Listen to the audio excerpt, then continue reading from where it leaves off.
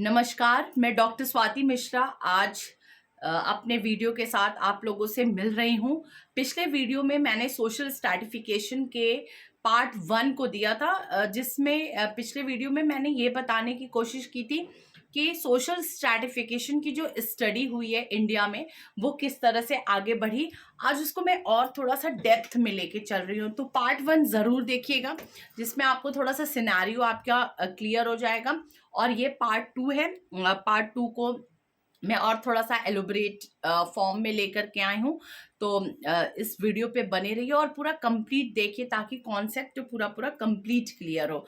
क्या होता है ना, आधा देखते हैं और फिर हम छोड़ देते हैं, जिसकी वजह से दिक्कत हो जाती है। तो चलिए वीडियो को स्टार्ट करते हैं।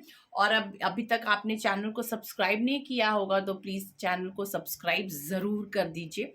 It my heartiest request. Karl Marx stand as a pioneer figure in the 19th and early 20th century। ठीक है, पिछले वीडियो में भी हमने जाना, उसके पिछले देखिए इधर 2-3 वीडियोस मैं सोशल स्ट्रैटिफिकेशन पे लाई हूँ, जिसमें वेबर के सोशल स्ट्रैटिफिकेशन थ्योरी को क्लियर किया गया। पिछले वीडियो में जब हम सोशल स्ट्रैटिफिकेशन की थ्योरी को इंडियन एस्पेक्ट में देख रहे थे, तो उसमें मैंने बताया था कि किस तरह से वेबर और मार्क्स की थ्योरी को बेस बना करके यहाँ पर आगे स्ट्रैटिफिकेशन पे काम हुए हैं। तो वही ये लाइन बोल रही है कि 19th और 20th सेंचुरी में स्ट्रैटिफिकेशन पे काम हुआ। ठीक है, किसने किया? बेसिकली कार्ल मार्क्स ने किया। Karl Marx related the Asiatic mode of production to the stability of the caste system in India. और किसने किसने काम किया है? J.H.J.S. मैने इन्होंने बोला है कि caste as an example of non contractual status society. ये सारे चीज़ों को ना आप अच्छे से रट लीजिएगा, कभी कभी एग्जाम में पूरा उठा के पूछ दिया जाएगा। देखिए, सोशल स्ट्रैटिफिकेशन की जो स्टडी इंडिया में हुई है उसमें हम कास्ट को ही बेस बना करके पूरी स्टडी किए हुए हैं। तो याद रखिएगा कि इंडिया में सोशल स्ट्रैटिफिकेशन का मेन जो बेस था वो कास्ट को लिया गया था। सेनाट ने क्या कहा है कि caste as a system of stratification based on purity of descent and purity of occupation. ठीक है, इन्होंने कास्ट को किस तरह से माना है? प्योरिटी ऑफ ऑक्यूपेशन के आधार पे माना है। Max Weber caste as a system of status stratification, आप मार्क्स को पढ़ चुके हैं। बॉगल ने हेरिडिटरी स्पेशलाइजेशन को माना है कास्ट का आधार। A.M. Hocott ने caste as a system of social hierarchy developed their own ideas and these thinkers set their mind on understanding the caste system। अगर आपको caste system समझना है या आपके एग्जाम में कास्ट के बारे में लिखने को आ जाता है तो भी आप इन लोगों की चीज़ों को मेंशन कर सकते हैं कि H.J.S. मैने ने क्या बोला, सेनाट, होकार्ट और वेबर, बॉगल, इन लोगों ने क्या बोला है। आगे बढ़ते हैं कि This development gave birth to a group of Indian scholars who followed British model in preparing general ethnography and regional glossaries of caste in India। आपको ये पता है कि जो इंडियन स्कॉलर्स थे इन्होंने ब्रिटिश मॉडल को बेसिकली फॉलो किया है, जिसमें कि हम इनको देख सकते हैं। J.N. भट्टाचार्य, इन्होंने हिंदू कास्ट एंड सेक्स पे काम किया। L.A.K. Iyers, the Cochin tribe and caste. G.H. Desai, the glossary of caste, tribes and races in the Baroda state. G.S. Ghurye, caste and race in India. तो आपने देखा कि किस तरह से कास्ट के पे स्टडी शुरू हुई। तो 1896 से शुरू हो जाती है जब J.N. भट्टाचार्य इस पे काम करना शुरू करते हैं। फिर 1909 से 12, फिर देसाई का वर्क, फिर घुरिये का वर्क, इन सबको मैंने दिया है। Stood as the pioneering work in this field. इससे आपको क्या पता चलता है कि किस तरह से कास्ट की स्टडी इंडिया में शुरू हुई है। तो ये these are the pioneering work. ठीक है, शुरुआती काम किए गए स्ट्रैटिफिकेशन पे। These were discuss the origin and development of the caste system in India. इन लोगों के वर्क में बेसिकली क्या दिखाई देता है?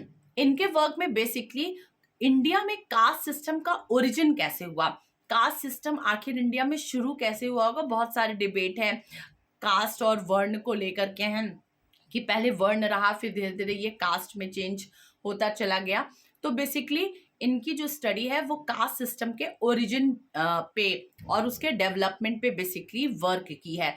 तो स्ट्रैटिफिकेशन का जो स्टडी है इंडिया में वो बेसिकली कास्ट के ओरिजिन से शुरू होता है। ओके, आगे हम देखते हैं कि अगर हम 1951 और 1954 के बीच का पीरियड देखें, बिटवीन 1951 एंड 1954, मतलब जो उधर पायनियरिंग वर्क हुआ उसके आगे फिर सिलसिला आगे बढ़ा, और 1951 और 54 के दौर में some British and American scholars found the Economic Weekly as one of the important platform for getting across their perception on observation on the Indian villages and its social structure।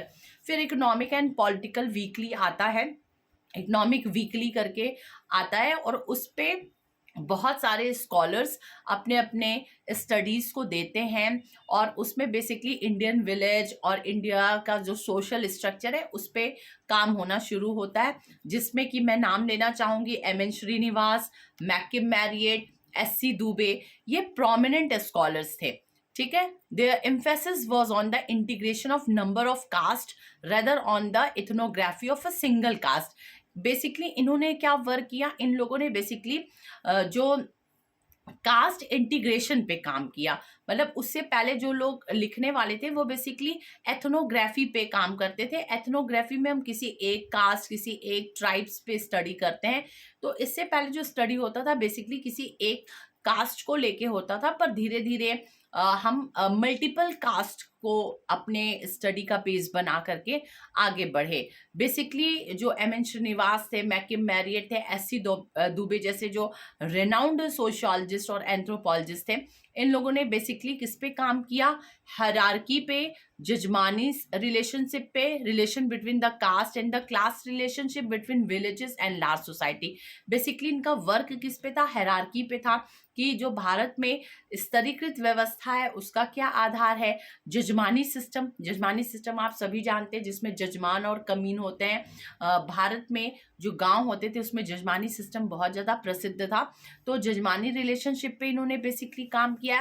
Cast और class का आपस में क्या relation है उस पर basically इन लोगों ने काम किया है, और विलेजेस का लार्ज सोसाइटी के साथ क्या रिलेशनशिप है, बेसिकली इन सब चीज़ों पे उन्होंने काम किया है। Among the important sociologist some other who carried study of caste work, इन लोगों के अलावा मतलब 1951 और 54 का जो एरा था उसमें Srinivas, McKim Marriott, S C. Dubey, इन लोगों के अलावा और किन किन लोगों ने काम किया, तो F.G. बेले ने काम किया, G.D. Burman, Andre Beteille, B.R. Chauhan, SC. Dube, Majumdar, T.N. Madan, K.S. Mathur, R.K. Mukherjee.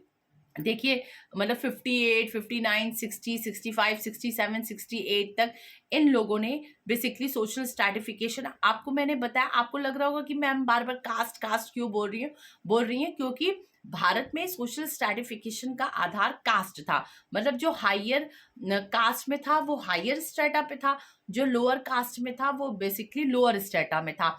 तो कास्ट की स्टडी ही समहाउ सोशल स्ट्रैटिफिकेशन की स्टडी बनी, इसलिए ये सारी चीजें डील हो रही है। मेरे ख्याल से अब आपका कॉन्सेप्ट क्लियर है। The role of caste in politics and the vice versa was the second important theme discussed by the social scientists। उसके बाद से देखिए, पहले तो हम hierarchy, jajmani system, class structure, what is the relation between the class and the caste, इन सब पे काम करते थे। आगे चल के स्टडी और साथ ही साथ स्टडी इसमें भी डेवलप हुई कि कास्ट और पॉलिटिक्स में क्या रिलेशनशिप है। ठीक है, क्योंकि बहुत बड़ा रोल प्ले करता है इंडिया में कास्ट और पॉलिटिक्स का आपस में को रिलेशन। तो कास्ट का पॉलिटिक्स में एंड वाइस वर्सा, इस पे भी बहुत लोगों ने काम किया, जिसमें पैटरसन, हैरिसन और एम.एन. श्रीनिवास 1954 और 59 के दौर में इन लोगों ने बेसिकली इस पे वर्क किया, and they discussed how caste consciousness were being strengthened at the level in the context of parliamentary politics based on adult franchise and constitutional safeguard to the backward system of the population। इसमें basically इन लोगों ने क्या study किया, इसमें ये हुआ कि किस तरह से जाति जो है उसका कॉन्शियसनेस चेंज हुआ है, किस तरह से क्लास कॉन्शियसनेस है उन्हें और स्ट्रेंथन किया है, और किस तरह से पार्लियामेंट्री पॉलिटिक्स जो है उसमें इनका इन्वॉल्वमेंट बढ़ा है। इस पे बेसिकली इन लोगों ने काम किया। अब 1950s के एंड में, towards the end of 1950s, structuralism and Marxism made their entry, the former lead by Louis Dumont and DF Pocock and later by AR Desai, Daniel Thorner and Charles Bettelheim. ठीक है, क्या कहा जा रहा है कि 1950 के अंत तक आते आते दो थ्योरीज यहाँ पर एक पूरी तरह से डेवलप हो गई, स्ट्रक्चरिज्म और मार्क्सिज्म। ठीक है, मतलब स्ट्रैटिफिकेशन की थ्योरी को और ज़्यादा डिटेल में बनाने के लिए या कास्ट थ्योरी को और ज़्यादा डिटेल में समझाने के लिए यहाँ पर स्ट्रक्चरिज्म और मार्क्सिज्म ये थ्योरी पूरी अच्छे से फैल गई। स्ट्रक्चरिज्म को बेसिकली लुईस ड्यूमोंट और डीएफ पोकॉक ने सपोर्ट किया, and the former which is Marxism was mainly supported by A.R. Desai, Daniel Thorner and Charles Dethelhin. Okay, आगे बढ़ते हैं कि 1960s, 1960s और 70s के एरा में, 1960 और 70 के दशक में कुछ स्टडीज और आती हैं जो कि differentiation, evolution, change in caste and class over time, इन सब चीज़ों पे फोकस्ड की थी। मतलब कुछ स्टडी आई जिन्होंने विभेदीकरण पे बात की, जिन्होंने उद्भव और उसके विकास पे बात किया जाति के। कुछ लोगों ने जाति संरचना और वर्ग संरचना में जो परिवर्तन आ रहा है समय के साथ, उस पर कुछ लोगों ने काम किया, जिसमें मैं कुछ नाम आपके सामने लेना चाहूँगी। E.R. लीच जो कि 1960s में, बी अंसारी 60 में, Louis Dumont 1961, Risley, SC. Dube, Zarina Ahmed, Victor D'Souza, Andre Beteille, IG. Bailey, McKim Marriott, ये लोग ऐसे थे जिन्होंने 1960 और 70 के दशक में स्ट्रैटिफिकेशन की थ्योरी को और आगे बढ़ाने का प्रयास किया।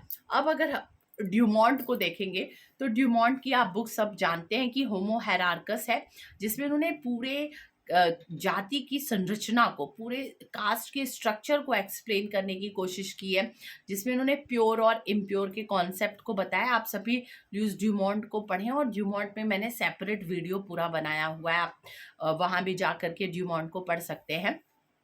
बेसिकली व्हाट ही सेड, क्या ये इन्होंने कहा, he said that caste system is always determined by ritual ideas irrespective of power and wealth of the individual.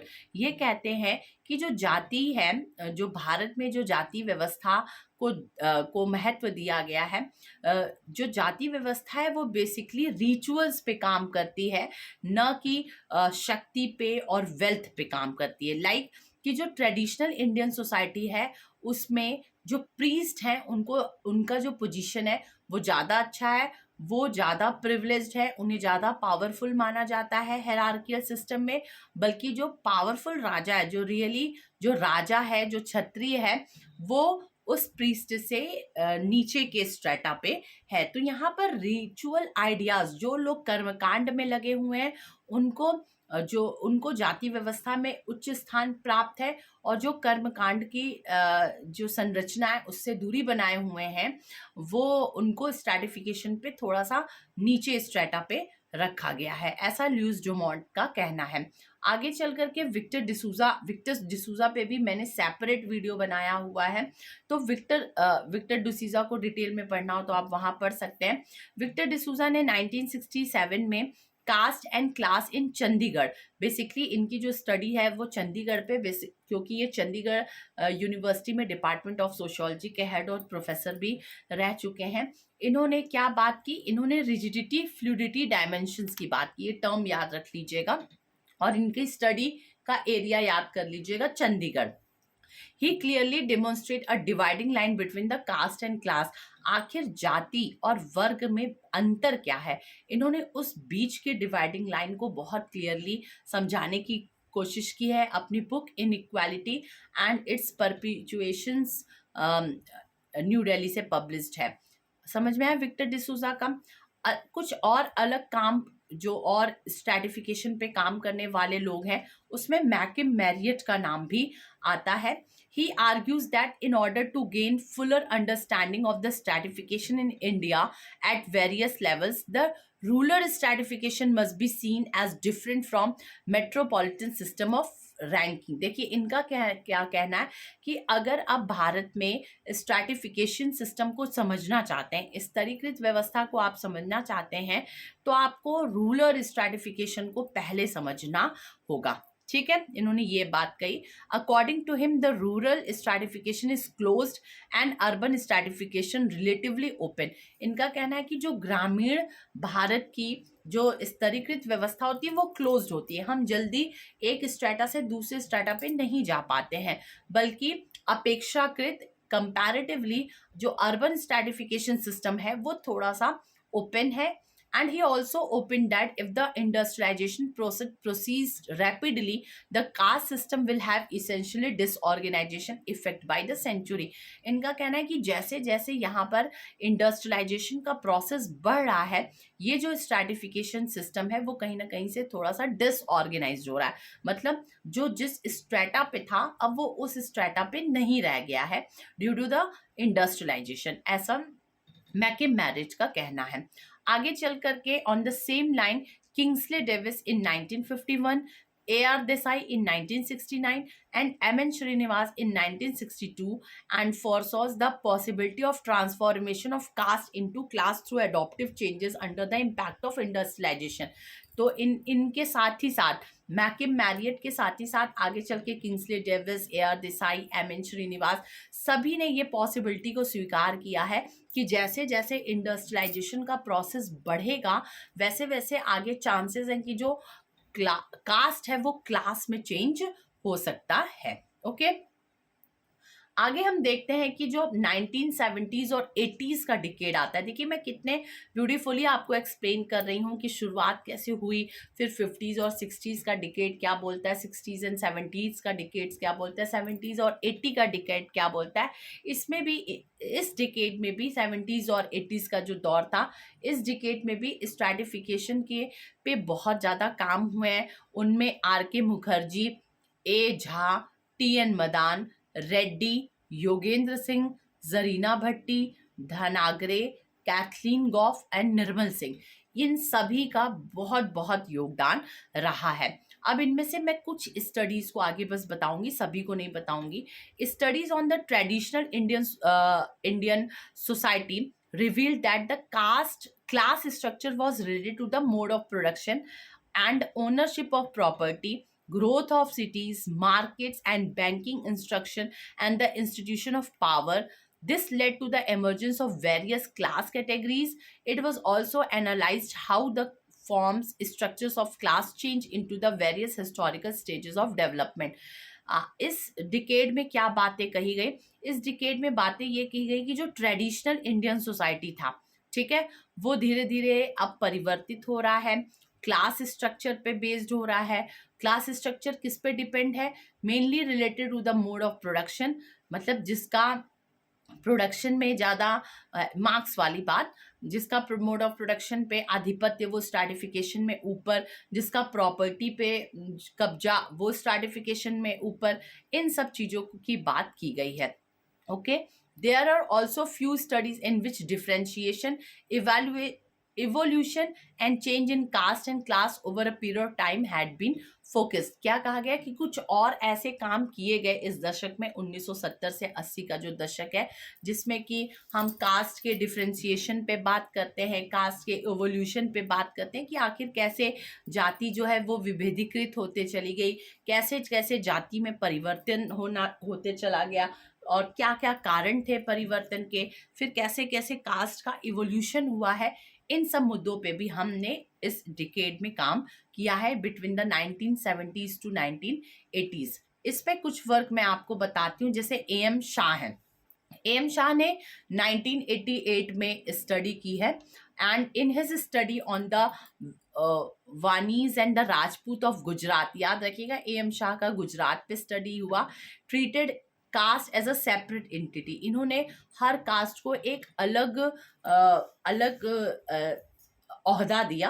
आगे चल के हम डीएन धनागरे की स्टडी देखते हैं। ये 1987 में स्टडी किए हैं। ये ग्रीन रेवोल्यूशन और कास्ट को जोड़ने की कोशिश की है। देखिए कैसे कैसे लोगों ने स्टडी किया है। Study of green revolution and social economic inequalities in the rural India. इन्होंने ग्रीन रेवोल्यूशन से किस तरह से सामाजिक आर्थिक विभिन्नता हमारे देश में आई उस पे काम बेसिकली किया है। इन्होंने क्वेश्चन रेज किया कि has the green revolution succeed in reducing socio economic inequalities in rural India. इन्होंने ये प्रश्न उठाया कि क्या जो हरित क्रांति थी वो सच में जो भारत में सामाजिक आर्थिक जो विभिन्नताएं हैं उनको दूर करने का प्रयास किए, कि या ग्रीन रेवोल्यूशन ने इस विभिन्नता को और अधिक बढ़ावा देने का प्रयास भी किया है। मैंने ग्रीन रेवोल्यूशन पे भी सेपरेट वीडियो बनाया है, बहुत अच्छे से बनाया है, आप उससे भी कंसल्ट कर सकते हैं। ही conducted that in general the findings of different studies show that the green revolution has had a contradictory impact on the rural development and agricultural wages. क्या कहा है कि जो ग्रीन रेवोल्यूशन है इसने ग्रामीण विकास और जो कृषि में जो वेज दिया जाता था उसमें बहुत अच्छा काम नहीं किया है। Green revolution technology has not prove to be major of poverty elevation. हम ये कहें कि ग्रीन रेवोल्यूशन से गरीबी समाप्त हुई है, ऐसा बिल्कुल नहीं हुआ। और हमने ग्रीन रेवोल्यूशन पे बहुत रिसर्च करके देखा है कि इसने जो उस जो वो खाई थी ना उसे और ज़्यादा बढ़ा दिया है। नेचुरली ऑब्वियसली जो प्रोडक्शन थे वो बढ़े, बट जो फर्टिलाइज्ड एरिया थे वो ज़्यादा रिच हो गए, और जो जहाँ पर ग्रीन रेवोल्यूशंस नहीं हो पाए वो एरिया बहुत पुअर होते चले गए।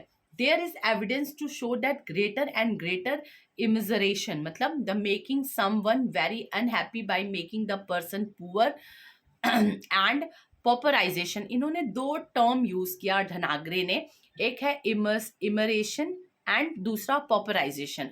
पॉपराइजेशन एंड इमिजरेशन मतलब क्या होता है कि जो लोगों की खुशी है ना वो ना हो, मतलब लोग अनहैप्पी हों, लोग जो है वो पुअर होने के प्रोसेस में रहे।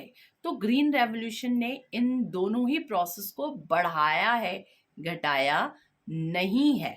ठीक है, आगे चल कर के देखते हैं कि कुछ 20th सेंचुरी में भी कुछ स्टडी हमने देखी, जैसे प्रदीप कुमार बोस, आंद्रे बितई, आर के शुद्रा, विजय कुमार वशिष्ठ और केएल शर्मा। आंद्रे बितई, जैसे आंद्रे बितई और केएल शर्मा के स्टडीज को तो हमने पिछले वीडियो में पढ़ लिया है, तो आप उसमें से यहाँ ऐड कर सकते हैं।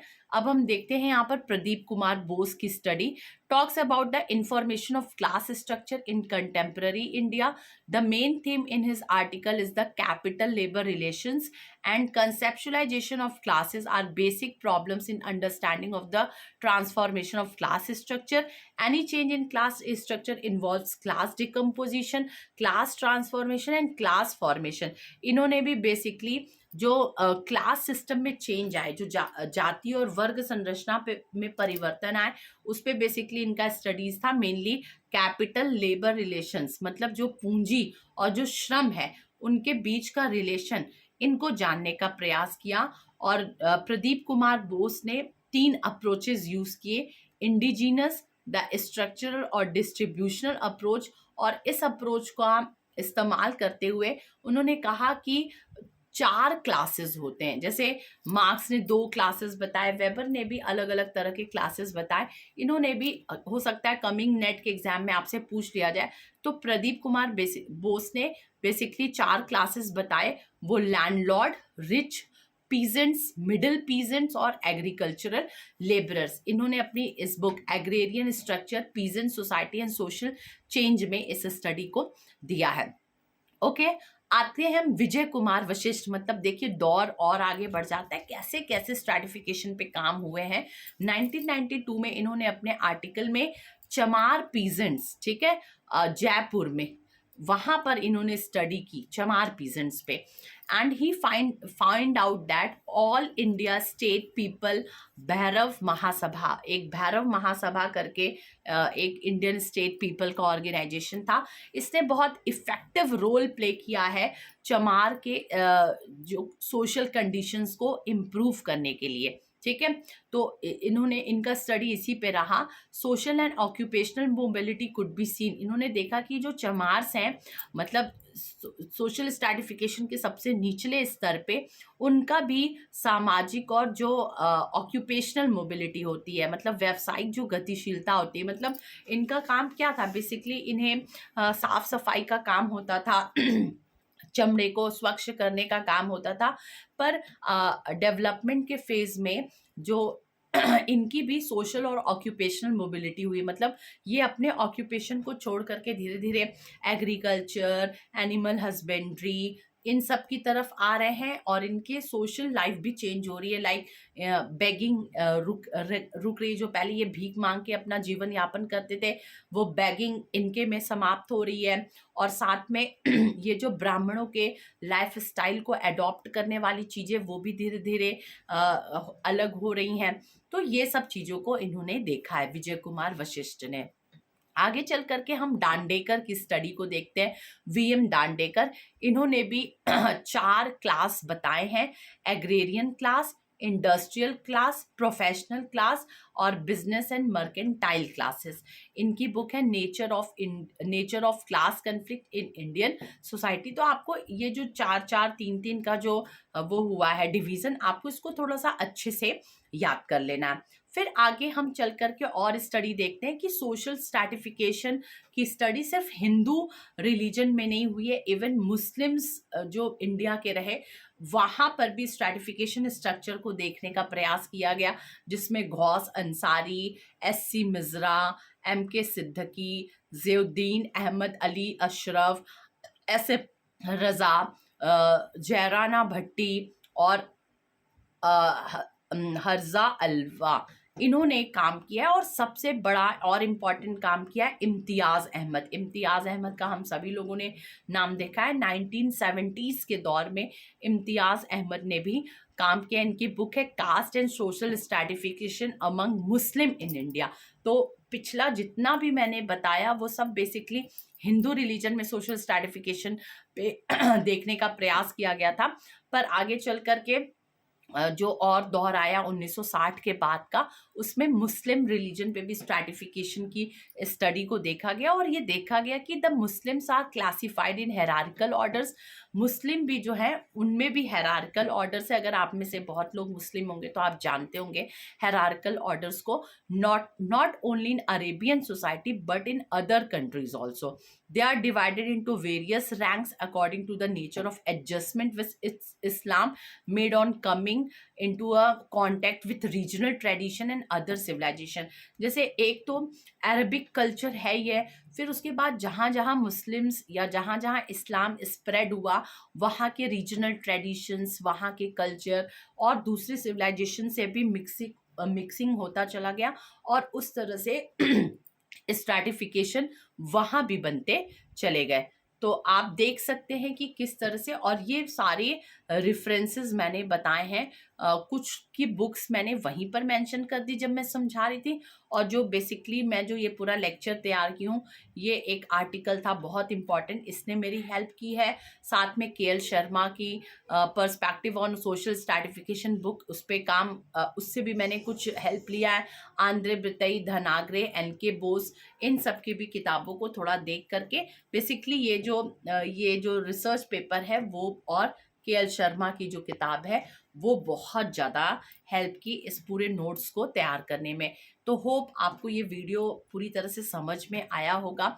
अब आप ये पिछला और ये पार्ट देख करके पूरी तरह से समझ सकते हैं कि इंडिया में सोशल स्ट्रैटिफिकेशन की स्टडीज़ की शुरुआत कैसे हुई और कैसे कैसे स्टडीज़ आगे बढ़ी है। फिर सोशल स्ट्रैटिफिकेशन के जो मैंने कॉन्सेप्ट समझाए, उसमें दीपांकर गुप्ता और इन लोगों के भी चीज़ों को मैंने दिया है कि दीपांकर गुप्ता किस तरह से हायरार्की को भी सोशल स्ट्रैटिफिकेशन का एक आधार मानते हैं।